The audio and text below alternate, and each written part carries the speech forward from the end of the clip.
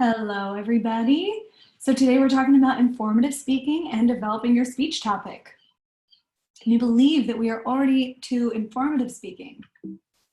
All right, y'all. So let's start with just what is informative speaking, right? So far, we've done a little bit of informative speaking in the terms of a value speech where we're learning something about you. But now we're going to make it a little bit more informative just in terms of the topic that we're choosing, right? And the goal is to choose a topic that informs and educates the audience on a topic that is significant and not just to you, but is hopefully significant to the audience. A big part of any speech that you choose to do is whether or not it's going to matter to your audience. And this is where the audience analysis comes into play. You want to choose a topic that's interesting and important, right? So, whole purpose of informative speaking, to inform and educate your audience on something that is important. Now, this is not a persuasive speech. So whereas informative is, just informing us about something, teaching us something, and persuasive is adding your personal bias or your personal opinion to it, and often for the reason that you want us to change our minds about something, right? You want to try and get us to believe something that maybe we didn't before, or agree with you on something that maybe we didn't before. So we have to be really careful in informative speeches, because if we do a speech that kind of has a persuasive element to it, meaning some topics have two sides of have an argument about them. So there are two sides to the issue. For instance, I use this a lot, but it's on my mind, gun safety. That has at least two very distinct sides, where people are either for it or they're against gun control, right? Now, in an informative speech, you can do a speech topic that has a persuasive element to it, that has arguments on either side.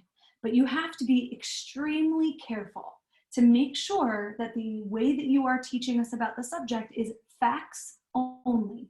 No personal bias, no personal opinion, and no getting us to agree or not agree with something, right? You want to make it just the facts so that we can learn about something without personal opinion. That's really hard if you choose a topic that has a persuasive element to it. Now, even something like learning about recycling has a persuasive element, right? Because oftentimes we go into the speech thinking, okay, well, at the end of my speech, I want to tell them that they have to recycle because it's so important. That would become persuasive, because what you're trying to do is you're telling us that there's a problem that needs solving. So an informative speech doesn't necessarily explicitly say there's a problem and here's how it needs to be solved and I want you to solve it, right? You could talk about recycling in a way that is just informative, and that might sound more like, today I'm here to talk about recycling. What are the best methods of recycling that we can do today? Well, recycling, main point one, this is how recycling works. We produce plastics and glass, and then we, once people are done with them, blah, blah, blah, blah, blah. Your main point two could be something like, now that we know how the recycling process works, how do we recycle as a culture, right? And you're just educating and informing us on what the current information that we have about recycling is. And it has to be credible, proven facts. Hopefully that makes sense. So bottom line, we're teaching us and our crowd something. It gets close to sounding persuasive, but ultimately there's no personal opinion, no personal bias, and you're not trying to get us to believe in one way or another. You're just trying to give us the facts, right? And if the facts persuade us in some way, well, maybe you got 2 for 1 there. Now, if you're confused about whether your topic that you're thinking of is going to be more persuasive than informative, please talk to me about it and we can discuss it. For informative speaking, one of the biggest, most important things is the research, right? If you're going to teach us something, we need to know that you're credible and that you've done the research so that we can trust you, right? As a teacher, I teach you public speaking. And I've done my research. I have a master's degree in communication studies, and that is part of what my credibility is, to allow you to know that you can trust that what I'm saying to you is the accurate, most up-to-date information. So for you, doing the research, having experience with it is also a plus that allows you to do this well. And so in a few days, we're going to be talking about how to properly conduct research online. So making sure that you are there for that lecture is really crucial. And this goes along with what I just said. Because we're doing research for this next speech, there's a new element to our outline, which is called the credibility statement. And what the credibility statement is saying why you, of all the people that could be talking about this particular topic, why you are more able, credible to talk about it than somebody else, right? Again, for an example, why am I able to teach you public speaking? Well, it's because I have a master's degree from Cal State Northridge. Now, if I was to try and teach you about bobsledding, I would not be a credible person because I've never done it. I don't know anything about it. If you're a lifeguard and you want to teach us about what the lifeguard life is like, then your credibility would be, I've been a lifeguard for so many years. If you want to teach us about immigration, and let's say that you are an immigrant yourself, that would be your credibility. If you want to teach us about cars, and you're a car freak and you know everything there is about cars because you've done the research, not just online, but also maybe you own some cars and you like to work on them, those would be your credibility statements. So it's crucial that at the beginning of your speech, you help the audience understand why should we trust you. Awesome. So now that we know a little bit about informative speaking, we're going to move to really the first step of what you're going to be doing for this next speech, which is choosing your topic. That might seem super simple, but when you start thinking about it, it gets a little bit more complicated. Some of us are stumped right from the beginning. Oh my gosh, there's so much I want to talk about, or oh my gosh, there's nothing I can think of. So what we're going to do today is we're going to talk about how to brainstorm topics, then how to narrow it down, and then a few of the crucial elements that we're adding to this next speech in terms of the outline and what you're saying in the speech. So articulating the purpose of why you're here and creating your thesis. The thesis is going to sound a little different than our first thesis. So let's start with choosing your topic. There are a few options for how you can choose your topic if you're really stumped on what you want to do. So the first thing is listing your interests. And this is just, all of these things are kind of considered brainstorming, right? I have 4 examples of how you can brainstorm to think about different topics that you might want to do. So the first one is free association. Free association, really simple. It's sitting at a computer or getting a piece of paper and a pen in hand and writing down literally anything that comes into your brain. I might sit at my desk and say, apple, food. Oh, I'm hungry. Maybe I should go get some food. I wonder what people in the rest of the world are doing about food right now in this global pandemic, right? I mean, you're just writing out anything that's popping into your brain. Now, once you've kind of exhausted that consciousness, what you can do is look back at what you've just written and circle words that are interesting to you, right? I might circle pandemic. I might circle food and think, ooh, maybe I should do an informative speech about how people access food during a global health crisis, right? I could also literally just circle the word apple and say, oh, maybe I do a speech on how apple orchards are maintained. I don't know how interesting that is to your audience, right? That's something you have to consider. But free association is just when you're really stuck. This is also great if you're trying to write an essay and you have no idea where to begin. So just write down everything you're thinking, no matter how stupid or weird it is, then come back to it later. The next one is clustering. We're going to go through that separately. Categories we're also going to go over separately, but the last one is technology, and I implore you to use this very, very last. Technology is when all else fails. Technology is when you use Google and you use the internet to try and help you think of informative topics. The reason I don't want you to do technology first is actually it takes you longer, right? Because there's so much information, it causes information overload, meaning Now we have too many things that we're thinking about. And it kind of clouds your judgment on whether you actually care about that thing or not. When you use free association, clustering, or categories, you're coming from your own list of interests first, rather than seeing someone else's online and copying what they've done.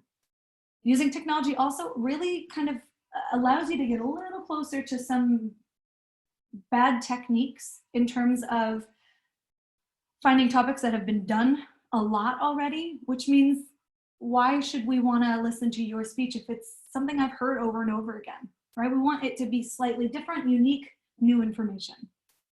So use technology as an absolute last resort. Okay, so let's go to clustering. Now clustering is pretty.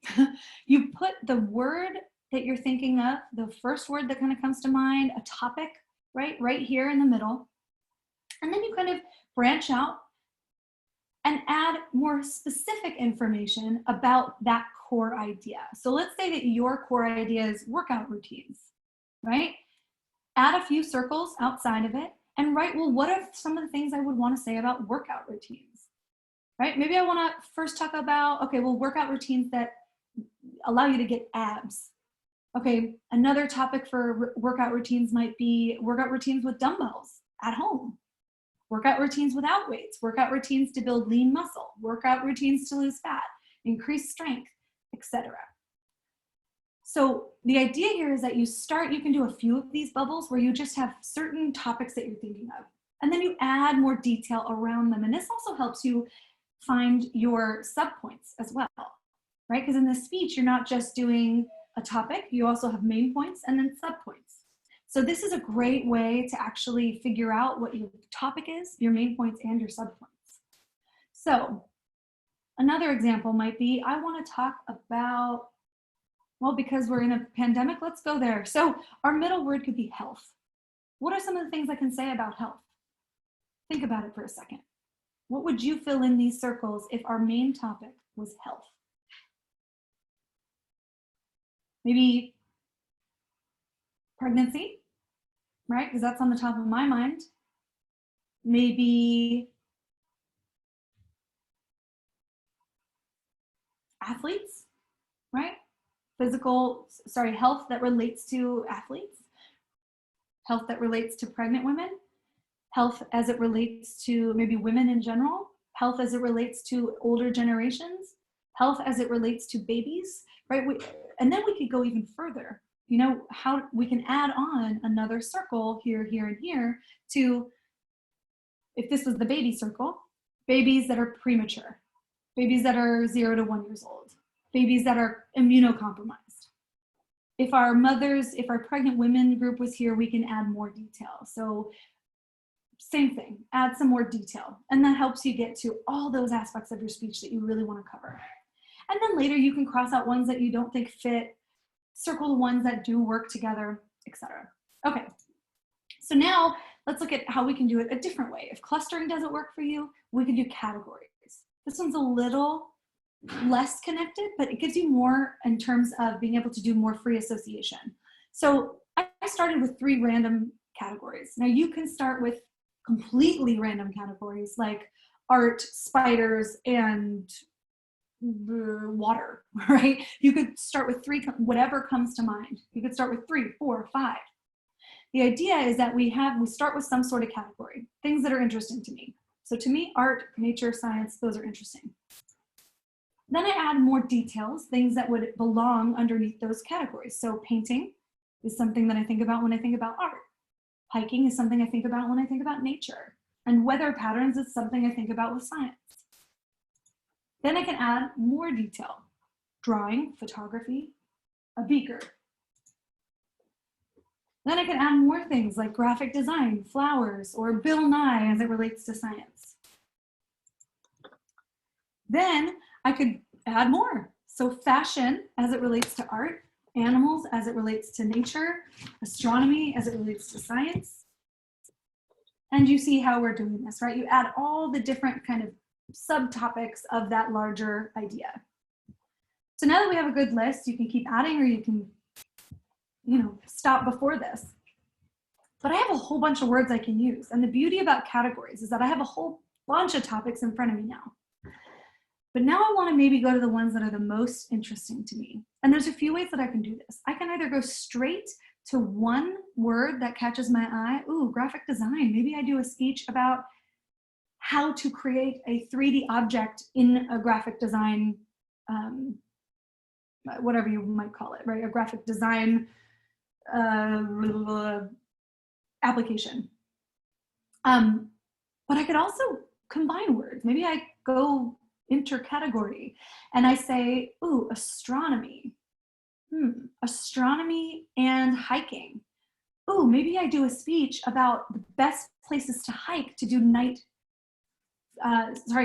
astronomy lessons, or the best places in LA to go for the darkest night sky, right? I could really get into detailed topics. I could combine other ones too. I could do graffiti and hiking, right? I don't know why I'm so obsessed with hiking right now, but those I could combine to say something like the best hikes in Los Angeles that have great graffiti art. And then there's actually many in Los Angeles, right? And so I'm informing my audience about where you could go find these beautiful hikes that have great graffiti art. So thinking about how you can do this is really, really great. So the free association part is taking a word here and a word there and combining them and coming up with whatever topic you find interesting. So that's the fourth way. Now, let's say that we've chosen our topic, and let's say that it's hiking to certain spots in LA for the best nighttime astronomy photography. That was very long, but let's use it for now. Once I have that topic, I want to narrow it down if it's not narrowed down enough. Now, we actually have a pretty narrowed topic, but what could help you, let's say that we stopped at nighttime and photography, or hikes and photography. We could ask ourselves a few questions. What exactly is the topic of my speech? Okay, the topic is nighttime photography hikes. Okay, so let's rephrase that. It is hiking to certain places in LA for the best nighttime photography. Okay, we're getting a little bit more specific. So it's just working and workshopping that until your topic is very specific, right? But then you also want to ask, okay, the topic that I've chosen, so places to hike in Los Angeles for the best nighttime photography, can I discuss that in the time that I've been allotted? Now, for your upcoming speech, the informative speech, you'll see the prompt on Canvas, separate than this lecture. You have about 4 to 5 minutes. You actually have 3 to 5 minutes, but think about how much you could talk about in that time. If your topic is about global pandemics and you have 5 main points, that's too long for how much time you have. So one way to narrow down your topic is which one can I talk about in the time that I have. And the last way to help choose your topic is asking who is your audience, right? If I was narrowing it down to 2 topics, let's say the nighttime photography and hikes, and the other one was how apple orchards are taken care of in Southern California, and I'm torn between these 2, I might say, okay, well, who is my audience? Who am I talking to? One of those is probably much more interesting to my audience than the other. And I would say, knowing that my audience are in a certain age range and are fairly active, I'm going to say the hike and nighttime photography is probably more interesting than how apple orchards are maintained. Cool. So those are 3 ways to help you narrow down that topic. Now, these are the things that we're going to add to this next speech. Now, in your first speech, I just had you write down the basic topic, right? Which is called the specific purpose. And then I had you write down your 3 main points. Now, those 2 things combined are going to be the thesis, but let's take this one step at a time. Now, on this next speech, before your outline begins, I want you to actually write out general purpose, specific purpose, and thesis. I want you to get really clear on what the purpose is of this entire speech. So it'll look kind of like this. You'll write out general purpose, and then we're going to write out what is the purpose of your speech today. Is it to inform? Is it to invite the audience? Is it to persuade them? Introduce somebody? Is it to commemorate someone? Or is it to accept an award of some kind? Now, obviously, for this next speech, your purpose is to inform us, right? Each one of these things is going to have a different layout for the outline and a different organizational pattern for your argument or for your speech. So ours is to inform for this next one. When we get to persuasive speaking, it'll be to persuade your audience, right? To try and change their minds about something. So the general purpose is just what kind of speech is it? The specific purpose is the topic, the general topic, right? So it's your general purpose to inform plus the general topic. So your specific purpose would sound like to inform my audience about the best places to hike for nighttime photography. So the general topic is best places to hike for nighttime photography. Does that make sense? If it was apple orchards, you would say to inform my audience about how apple orchards are maintained. Great. Now your thesis adds one more thing. So as you can tell with the general purpose, we started with to inform. The specific purpose is the general purpose plus the general topic. Your thesis is all three. The general purpose, to inform, plus the specific purpose about best places to hike for nighttime photography, plus the 3 or 4 main points that you have in your speech. Now, as we know, a thesis statement summarizes in one single declarative sentence the main ideas, assumptions, or arguments you want to express in your speech. Now, to keep it as simple as possible, you might just do something like this, right? So we start with our general purpose, to inform. Specific purpose, to inform about, now this is my speech example, to inform about teaching in turbulent times. My main points, before I get to my thesis, I need to know what my main points are, right? So I have created just a very quick rundown of what my main points and subpoints would be in my speech, so that once I know what those are, then I can go back and craft my thesis. So my first main point is how politics affect our culture. And then I've added some subpoints because it's important that I know what I want to say about how politics affect our culture. Then my main point 2 is what education gives us or what it does for us. And I've added my subpoints there as well, just so I know what I'm wanting to say. And then my main point 3, how teaching in difficult times changes us. And again, my subpoints. So very easily put, general purpose to inform about teaching in turbulent times. My 3 main points, how politics affects our culture, what education gives us, and how teaching in difficult times changes us. Now that I know what my 3 main points are, let's kind of see how we can craft a thesis. Now this is a thesis that's not perfect because it's more than one word. We want to make it as specific as possible. Sorry, more than one sentence. So this is where I've begun. It is 2020, and in the past few years, our culture and country has seen unprecedented levels of natural disasters, hate crimes and violence, and a global health pandemic. Being a teacher and a student in turbulent times has its challenges, but without education, where would we be? Today, I will inform you about teaching in turbulent times, how politics affect our culture, what education gives us, and how teaching in these difficult times, how politics affects our culture, main point 1, what education gives us, main point 2, and how teaching in these difficult times changes us for the better. That was main point 3. So what I've done here is I added a little bit of ramp up to my thesis, but can you find where my thesis is?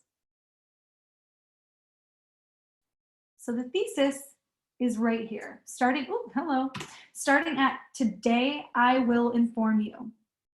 So what I've done is in this thesis, you see all 3, the general purpose to inform you, today I will inform you, specific purpose about teaching in turbulent times, and then I tagged on my 3 main points, how politics affects our culture. I'm sorry, that little thing keeps popping up.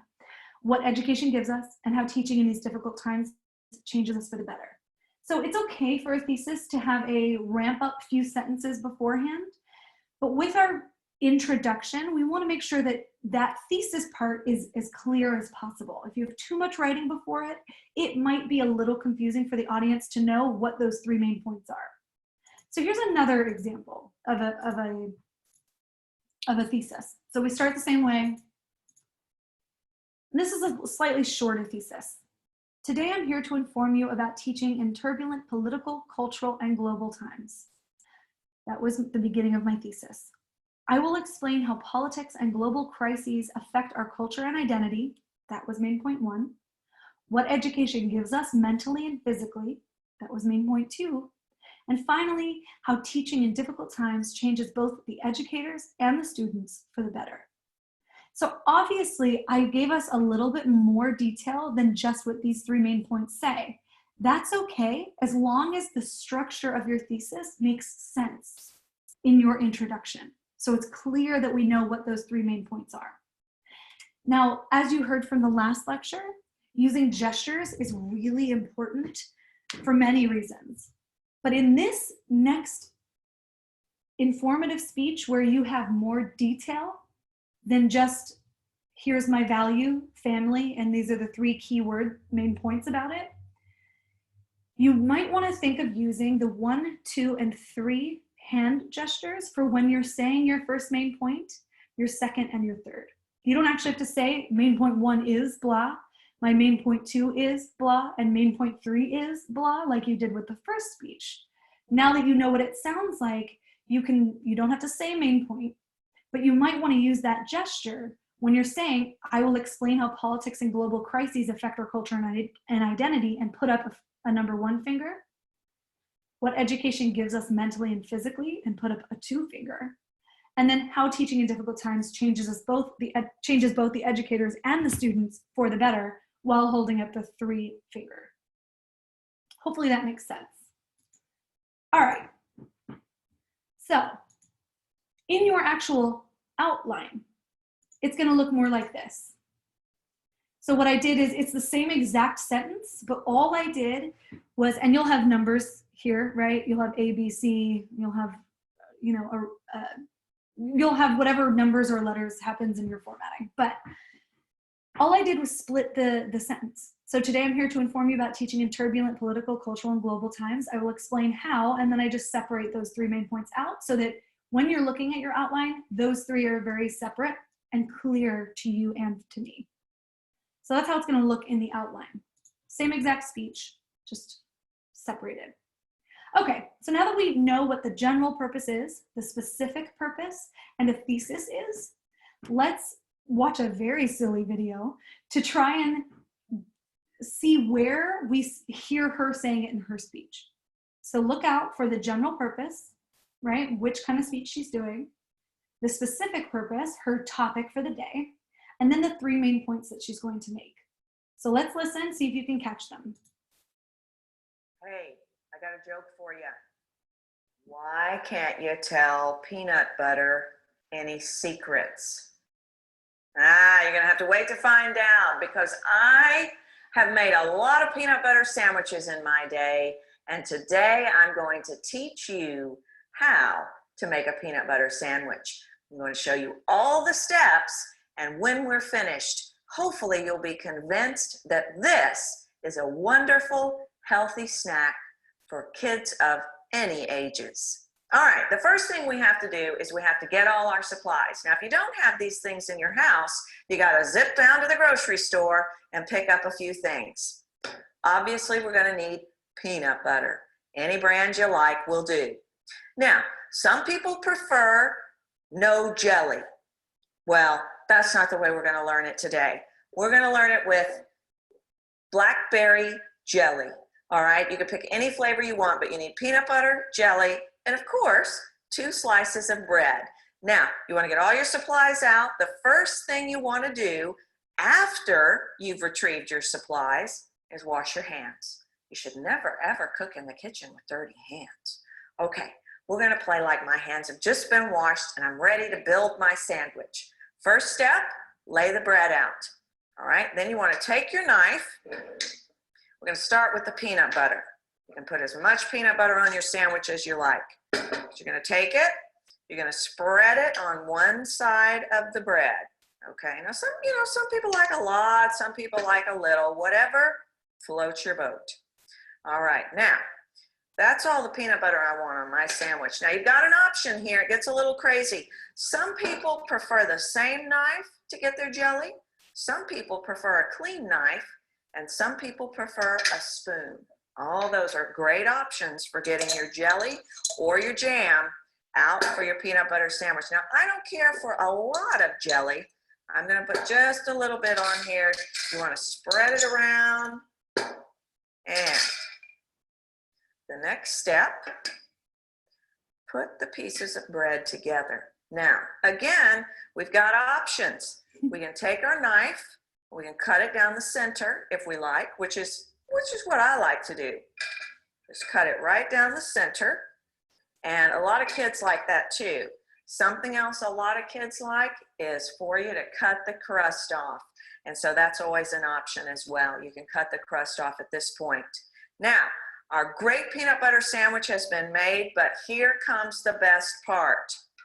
First, we're going to put the lid back on these. There is no such thing as peanut butter sandwiches without a nice cold glass of milk. That's what I am talking about. So the next step is getting milk out of the refrigerator, getting a glass and pouring yourself a nice cold glass of milk to go with your sandwich. So, as you can see, it is super duper simple and does not take very many steps at all to make a great healthy snack or meal for any kid of any age. Just get your supplies, wash your hands, build your sandwich, and enjoy. I'll tell you why you can't tell peanut butter any secrets. They'll spread them. Okay. So very odd, but she's trying to show us kind of those basic steps, right? All right, let's analyze this. So what was her general purpose? What kind of speech was she doing? Now, if you looked at the top, it said instructional speech, which is a type of informative speech. So she was informing us on how to what? Now, this is a specific purpose. If you answered how to build a peanut butter and jelly sandwich, you would be right, right? Her specific purpose was how to make a peanut butter and jelly sandwich. She also might have had a little persuasion in there, right? When she said, hopefully you're convinced that this is a great meal for any kid of any age, right? And then she gave us her thesis. And so her thesis was, I'm here to inform you about a peanut butter and jelly sandwich. And then those three main points, what were they? The first one was, you can remember, I know that this is weird, I'm asking you to respond when this is a pre-recorded video, but the first main point was gather your ingredients. Her second main point was wash your hands. Her third main point was assemble the sandwich and enjoy. So she actually, if you caught it, she did not say that in terms of the three specific main points in her introduction, which is a no-no. She wanted to set that up for us before the speech started, then go through them, and then, replay them or recap them in the conclusion. So she did it in the conclusion. She didn't say them specifically in the intro, which she should have done. Now, if you also caught her intro, did you hear her credibility statement? Let's go back and just watch it one more time. I'm not going to watch the whole thing. Don't worry. See if you can catch the credibility statement. Hey, I got a joke for you. Why can't you tell peanut butter any secrets? You're going to have to wait to find out, because I have made a lot of peanut butter sandwiches in my day, and today I'm going to teach you how to make a... Okay, so it was when she said, I have made a lot of peanut butter and jelly sandwiches in my day. That was the very simply put credibility statement saying why she's able to teach us this today. So you also might have caught her attention getter and her drop the mic statement. Her attention getter was the beginning of a joke. Why can't you tell peanut butter any secrets? And then her drop the mic statement was a continuation of the joke, and it was the punchline. It's because they'll spread them. Really cheesy, but really kind of clever, right? So it's a unique way to use an attention getter and the drop the mic statement. Okay, so we've seen how it works in action. That's really all I have for you today in terms of what informative speaking is and how you choose a topic for it. Now, to get more information about your speech that's coming up, you're going to want to go to our Canvas, right, and see what the prompt is. But very quickly, it's a 3 to 5 minute speech teaching us something about our current culture, our current global goings-on. Oh my goodness, I can't even speak today. So something that is happening in our culture, our globe, our state, our country, so that you're teaching us something. Now, it could be personal to your culture, right? That's totally fine. It could be a little bit more kind of across the board in terms of who it affects, but it should be something that's interesting to your group or to our classroom. So I've given you a few speech topics that would fall under this, right? Culture and politics. Coronavirus is a big one right now. So if you're wanting to do something like that, make sure that you're getting specific on it and teaching us about an aspect of coronavirus.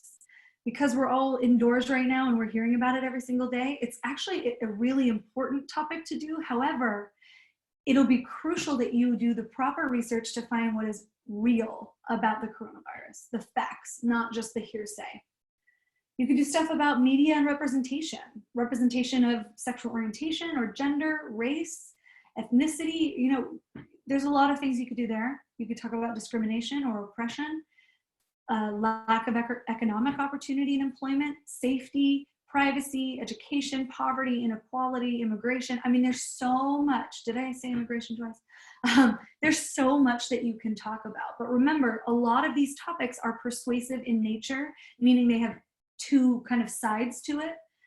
So what you would have to do is teach us something that is just the facts about this issue, right? So if you're talking about immigration, you wouldn't want to say, this is why immigration is bad, or this is why immigration is good, and here's why I want you to believe me. You would be talking about what is the current immigration policy and what are the current policy changes that are being made or are wanting to be made by our current political leaders, right? Not your opinion, not what you think about it, just what is it and all the actual facts about it. You could also get even more specific. Remember, our goal this semester is to try and learn about our political culture right now enough so that you can know what you're voting for in this next election, which is in November. So there might be more information on what's going to be on the ballot, but right now this is what is at least in place right now. You could do a speech about what these policies are, right? What these props or measures are, what they mean. Because one of the biggest things is when you go to vote, you have no idea what that prop really stands for, right? It gives you a summary, but it's confusing.